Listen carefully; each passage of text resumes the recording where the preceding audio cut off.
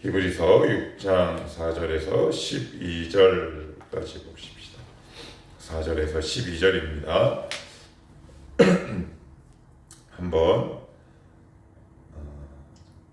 같이 읽읍시다. 4절에서 12절 시작. 한번 빛을 받고 하늘의 은사를 맛보고 성령에 참여한 바 되고 하나님의 선한 말씀과 내세의 능력을 맛보고도 타락한 자들은 다시 새롭게 하여 회개하게 할 수 없나니 이는 그들이 하나님의 아들을 다시 십자가에 못 박아 드러내놓고 욕되게 함이라. 땅이 그 위에 자주 내리는 비를 흡수하여 밭가는 자들이 쓰기에 합당한 채소를 내면 하나님께 복을 받고 만일 가시와 엉겅퀴를 내면 버림을 당하고 저주함에 가까워 그 마지막은 불사름이 되리라.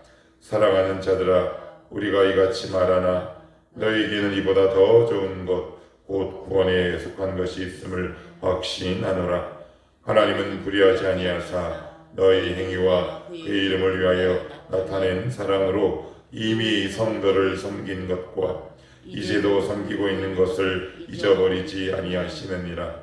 우리가 간절히 원하는 것은 너희 각 사람이 동일한 부지런함을 나타내어 끝까지 소망의 풍성함에 이르러 게으르지 아니하고 믿음과 오래 참음으로 말미암아 약속들을 기업으로 받는 자들을 본받는 자 되게 하려는 것이니라. 아멘. 히브리서는 제가 지금 계속 반복하지만 로마 제국과 기타 여러 가지 외부적 환경과 요소의 어려움, 그것이 이제 핍박과 박해로 나타나긴 했지만 이제 다양한 어려움과 고난에 이제 쌓여 있는 유대인들을 대상으로 기록된 서신서다. 제가 이제 누차 말씀을 드렸습니다. 이렇게 계속 이제 말씀을 드리는 이유가 있는데, 왜냐하면 히브리서 1장부터 이제 끝에는 늘 그 배경과 환경을 이해하지 않으면 어떤 단편적인 한 본문을 딱 보고, 특히 그런 것들이 한국 교회에서 되게 익숙하죠. 요절 신앙. 저도 그 위험에 빠졌던 기억이 있습니다. 전체적인 문맥의 흐름에서 이 본문이 차지하는 의미를 이렇게 보지 않고 그 본문만 딱 보면 되게 두려움이 오거나 지나친 작가적 상상력이 발휘되는 것. 이 아침부터 되게 어렵게 무슨 이야기냐. 이제 바로 4절부터 제가 그 말씀을 드리고 싶어서 그래요. 4절부터 이렇게 나오는 말씀들 6절까지 보시면 제가 다시 한번 볼게요. 빛을 받고 은사, 성령에 참여한 바 되고 하나님의 선한 말씀과 내세의 능력을 맛보고 타락한 자들은 다시 새롭게 하여 회개하게 할 수 없다. 되게 두렵죠. 이 본문 말씀을 잘못 이해하면 큰일 났다 라는 생각을 저는 예전에 했어요. 왜요? 난 분명히 은혜를 받았다는 말이에요. 그러니까 여기서 하늘의 은사, 성령이 참여한 바 다 비슷한 표현이에요. 그러니까 하늘의 풍성한 은혜를 이런 단어로 표현한 거지 제각각의 어떤 특별한 의미가 있다기보다는 그 하늘의 은혜의 풍성함을 성령에 참여한 바, 선한 말씀, 내세의 능력, 이게 다 비슷한 표현인 거예요. 그러니까 하늘의 풍성한 은혜를 강조하기 위해 반복해서 표현한 것에 불과하다. 이렇게 보시면 되는데, 그러니까 저는 이 타락한 자들, 내가 회개할 수 없다. 굉장히 두려움으로 다가왔어요. 그런데 이제 여러분, 다윗 어때요? 다윗 가는, 살인교사, 거짓말, 태만, 여기에 해당되지 않을까요? 근데 다윗 회개했어요, 안 했어요? 회개했죠. 여기서 타락하다라는 말은 단순히 윤리적이고 어떤 우리가 일상에서 저지르는 그 범죄의 차원이 아니라 의도적이고 고의적인 배교를 얘기해요. 그러니까 하나님을, 그러니까 내가 분명히 하나님의 역사인 걸 알아. 그런데 그걸 일부러 딱 거부하는 거죠. 일명 성령 회방죄 비슷하다, 이렇게 말씀드릴 수 있을 것 같아요. 제가 복음서 말씀드릴 때 성령 회방죄가 뭐라 그랬어요? 성령 회방죄는 예수를 믿지 않는 것, 이걸 바로 성령 회방죄다라고 말씀을 드렸습니다. 그것과 거의 유사하다, 이렇게 보시면 되는데, 그러면 중요한 게 있어요. 여기 3절에 보시면 하나님께서 허락하시면 우리가 이것을 하리라. 하나님의 은혜 가운데 우리가 믿음의 이 도의 초보를 벗어버리고 전진하고 진보하고 성장이 가능해 라는 말 다음에 갑자기 이렇게 무서운 말씀을 탁 한 건 이 히브리 기자의 의도를 보셔야 돼요. 10절을 한번 보십시다. 9절 시작. 사랑하는 자들아. 8절까지는 막 무시무시한 말을 하고 9절에는 어떤 단어로 시작해요? 사랑하는 자들아. 이게 막 헷갈려요. 어떤 게 본심이야? 이게 본심이에요. 사랑하는 자들아. 이게 본심이에요. 그러니까 이게 어떤, 쉽게 얘기해서 너 이렇게 믿으면 지옥 가? 라는 의미로 해석하지 않으셔야 돼요. 나 잘못 믿으면 어떡하니? 이렇게 우리에게 두려움으로 다가오는 말씀이 아님을 기억하실 수 있어야 돼요. 이게 무슨 말씀이냐? 결국 큰 문맥의 흐름에서 이 본문을 이해하면 이런 거예요. 있잖아 얘들아, 너희들 의도적으로 배교하는 일, 그런 일 외에는 너희들 걱정하지 않아도 좋아. 그래서 이렇게 말하잖아요. 어디를 보시냐면 우리 9절을 끝까지 한번 읽어볼게요. 시작. 사랑하는 자들아, 우리가 이같이 말하나 너희에게는 이보다 더 좋은 것, 곧 구원에 속한 것이 있음을 확신하노라. 그러니까 이건 너희가 아니야 라는 말이에요. 그죠? 이보다 더 좋은 것, 구원이 너에게 있음을 확신한다 라는 말은, 이 말은 내가 너희를 이 말씀을 통해 공포를 조장하거나 두려움을 불러일으키는 말이 아님을 기억해다오 라는 의미가 포함되어 있어요. 그러면 이 말씀을 한번 그 안으로 한번 들어가 보자고요. 자, 4절에 보시면 빛을 받고 은사를 맛보고 성령에 참여한 바 되고, 그러면 이 본문이 의도하는 바가 뭐냐? 아주 쉽게 말씀을 드릴게요. 통일교 교주 누굽니까? 문선명이에요. 부천에 이단 뭐가 있어요? 네, 신앙촌. 그 교주가 누구예요? 뭐가 있잖아요. 박태선 장로. 그러니까 그런 경우, 특별한 경우를 얘기합니다. 그러니까 그들은 하늘의 은사를 맛봤다는 말이에요. 그리고 말씀을 경험하게 했어요. 성령에 참여한 바 됐는데 그들의 욕심이 그리스도를 떠나게 했어요. 그러니까 그렇게 이해하시면 되고, 그런데 여기 되게 6절에 중요한 말씀을 하고 있어요. 타락한 자들은 다시 회개하게 할 수 없다. 이게 무슨 얘기예요? 회개의 능력을 상실해요. 가장 무서운 게 뭐냐면, 죄를 범하는 것보다 더 중요한 게 뭐냐? 회개를 상실해버려요. 회개하고 싶은 마음이 들지 않는 거예요. 그렇다면 우리 성도들은, 그러면 왜 그런 거 있잖아요. 나 이렇게 살면 안 되는데, 이거 내가 돌아가야 하는데. 이건 잠재적 회개라고 보시면 돼요. 이건 또 다른 말로 신적 인식이에요. 하나님의 백성이요, 지금은 믿음의 초보지만 믿음대로 살지 못하고 때로는 불순종하고 때로는 죄도 짓고 넘어지고 자빠지고 하지만, 이 말씀 가운데 지금 당장 회개 열매는 맺지 못하지만 그 안에 성령의 조명과 내주 하심으로 인해 죄에 대한 막연한 인식들이 생기는 사람들이에요. 그러니까 히브리 유대인들 향해 그렇게 말씀하고 있는 거죠. 지금 당장 회개할 수 없지만 회개의 불씨가 남아있는 거예요. 이게 얼마나 다행이고 감사한지 몰라요. 그러니까 그리스도를 완전히 떠나고 배교하게 되면 이런 회개할 마음조차 우리 가운데 일어나지 않아요. 그러면 이 말씀을 우리에게 한번 정직하게 한번 적용을 해봅시다. 회개, 저는 이렇게 말씀드리고 싶어요. 날마다 거울을 보는 것. 거울 보면 옷매무새를 가다듬고 먼지와 여러 가지 티를 내 얼굴과 몸에서 하나둘 떼어내지요. 자연스러운 건가요? 아니면 이상한 건가요? 자연스러운 거예요. 그러니까 성도에게 회개는 자연스러운 겁니다. 어떨 때? 하나님 앞에 설 때. 어떨 때? 말씀을 볼 때. 어떠할 때? 기도할 때. 그래서 이것을 이 마귀는 굉장히 두려움과 공포의 대상으로 전락시켜버려요. 그래서 우리 가운데 이 회개라는 단어를 굉장히 실하게 만들어버리고 조장한다. 그런데 우리 기억하십시다. 거울을 보는 것이 일상생활을 하는 모든 사람들에게 당연한 것처럼 이 시대에 사는 성도에게 회개는 거울을 보며 온 매무새를 단장하고 여러 가지 먼지와 티를 떼어내는 것처럼 자연스러운 일이다.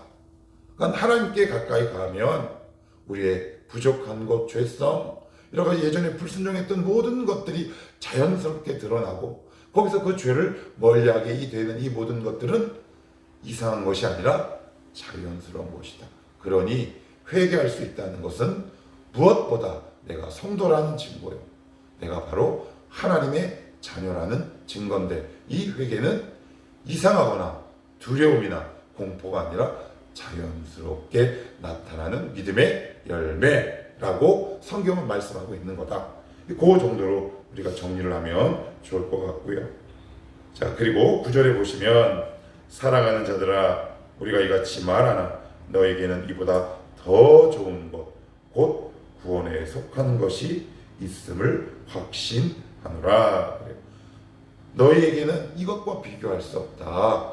너희가 이런 배교에 이런 두려움에 떨지 말고 너희 안에 그것들과 비교할 수 없을 만큼 귀한 구원의 은혜가 있음을 내가 아노라. 그러니 돌아가지 말라라는 간곡한 히브리서의 기자의 바람과 소원도 담겨 있다. 이렇게 이해하시면 좋을 것 같아요. 그러니까 오늘 9절에 보시면 되게 따뜻하잖아요. 그죠? 굉장히 따뜻해요. 그러니까 이 유대인들을 향해 얼마나 이 히브리 기자가 안타까운 마음으로 이 지금 편지를 써내려가고 있는지를 우리가 볼 수 있으셔야 돼요. 그래서 제가 이 말씀 종종 드리죠. 성경을 읽을 때 꼼꼼하게 읽을 것. 그리고 더 깊이 들어가면 자간, 글자와 글자 사이의 의미와 문맥을 이해할 것. 이제 그럴 때 어떻게 되느냐? 이제 본문이 정말 전달하고 싶은 의미를 우리가 이해할 수 있다.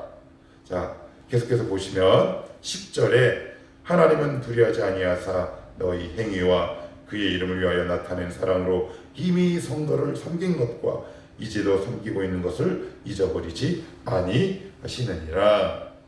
그래서 히브리인들, 유대인들을 격려하면서 이렇게 얘기해요. 너희 행위와 그의 이름을 위하여 나타낸 사랑으로 이미 성도를 섬긴 것, 그리고 지금 섬기고 있는 것을 하나님이 잊어버리지 않으신다라고 말씀해요. 그런데 만약에 유대교로 돌아가면 어떻게 됩니까? 이미 예수 그리스도를 믿으면서 그 안에서 여러 가지 과거에 행한 모든 선하고 아름다운 것들 하나님이 다 기억하고 계시는데 너희가 왜 유대교로 돌아가야 하느냐? 지금도 잘 섬기고 있지 않느냐라는 격려의 차원에서 이 말씀을 하고 있는 것과 그리고 아울러서 제가 덤으로 말씀드리는 건 하나님은 우리의 일거수일투족 선한 행위 모든 것들을 잊지 않고 기억하신다라고 말씀하고 있어요. 하나님은 우리의 행위를 절대 잊지 않으십니다. 그리스도 안에서. 그래서 주님이 뭐라고 말씀하십니까? 복음서에 이 작은 자에게 냉수 한 그릇 준 것도 그 상을 잃지 않겠다라고 말씀하세요. 하나님은 오늘도 우리를 눈동자같이 보고 계십니다. 그래서 우리가 누구를 섬긴 것, 누구를 위해 기도한 것, 누구 때문에 기도하며 속상해한 것, 아니면 작은 물질의 도움을 베푼 것, 아니면 전도지를 내민 것, 이 작은 것 하나하나도 우리 주님은 기억하고 계신다라고 성경은 말씀하고 있고요. 마지막으로 12절을 같이 한번 보도록 합시다. 12절입니다. 시작. 게으르지 아니하고 믿음과 오래 참음으로 말미암아 약속들을 기업으로 받는 자들을 본받는 자 되게 하려는 것이니라. 아멘. 갑자기 생뚱맞은 이야기이긴 하지만 가수들 가운데 이런 가수들이 있습니다. 노래는 아는데 이름은 몰라. 그런 경우 있죠. 노래는 알아요. 나 이 노래는 저 가수는 잘 몰라. 이름도 좀 생소하거나 얼굴도 몰라. 근데 이런 경우가 어떤 경우가 있냐면 한 곡만 히트하고 반짝하고 사라진 사람들이에요. 이런 사람들을 영어로 one hit wonder라고 해요. 그러니까 한 곡만 반짝하고 저는 중고등학교 때 팝을 되게 좋아하는데 노래는 알아요. 그런데 그 가수의 이름을 모를 때도 얼마나 많이 있는지 몰라. 제가 이 말씀을 왜 드리냐면 12절 초입부에 이렇게 적고 있어요. 믿음과 오래 참음으로 말미암아 약속들을 기업으로 받는 자라고 얘기합니다. 성경에 참 많이 나옵니다. 믿음과 오래 참. 그러니까 믿음과 오래 참음은 늘 같이 가요. 그러니까 믿음은 점이 아니라는 말이에요. 한두 번 반짝하고 끝나지 말라라는 거예요. 성경은. 이것이 우리를 연단하고 아름다운 열매로 맺게 해요. 그러니까 얘들아, 너희들 원 히트 원더, 한 곡의 히트곡만 발매하고 사라지는 이런 가수와 같은 신앙의 인생을 살지 마라 라고 말하고 있어요. 제가 그런 가수들을 비하하는 건 결코 아니에요. 오해하시면 안 돼요. 그러니까 신앙, 이 믿음은 항상 인내와 연결되어 있어요. 근데 인내하다 보면 어떻게 됩니까? 굉장히 힘듭니다. 굉장히 힘들어요. 인내하는 게 어떻게 보면 가장 힘듭니다. 분명히 말씀은 있는데 하나님 때로는 말씀도 주시고 격려도 하시는데 그 말씀에 거기다 믿음을 부여해서 말씀을 붙들고 기도하는데 좀처럼 응답되지 않을 때 여러분 얼마나 답답한 줄 아십니까? 그래서 우리는 하나님께 이렇게 답을 하죠. 하나님 언제까지요? 언제까지요? 라고 얘기합니다. 그런데 성경은 말씀해요. 아니다. 제가 지난주에도 말씀드렸고 계속 말씀드렸어요.